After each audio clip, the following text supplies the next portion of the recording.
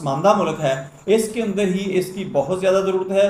बाकी जो तरक्की याफ्ता मुल्क हैं उनके अंदर तो इसकी अशद ज़रूरत है, चूँकि वो लोग इस चीज़ से बहुत ज़्यादा मुतासर हो रहे हैं और ये चीज़ उनको बहुत ज़्यादा नुकसान दे रही है।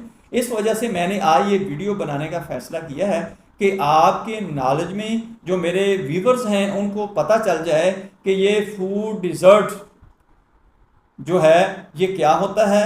फूड डिज़र्ट में फार्म से टेबल तक खाने का सफ़र जो है ये किस तरह हम ताज़ा खाना लेकर प्रोसेस्ड फूड जो है, गैर म्यारी जो फूड है, उससे कैसे जान छुड़ा सकते हैं।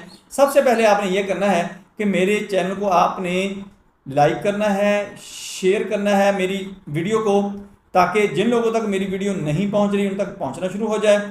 आपने इस वीडियो को अच्छी तरह देखना है, सुनना है, समझना है। जो भी मेरी वीडियो होती है वो आपकी सेहत के मुताल्लिक़ा ही होती है।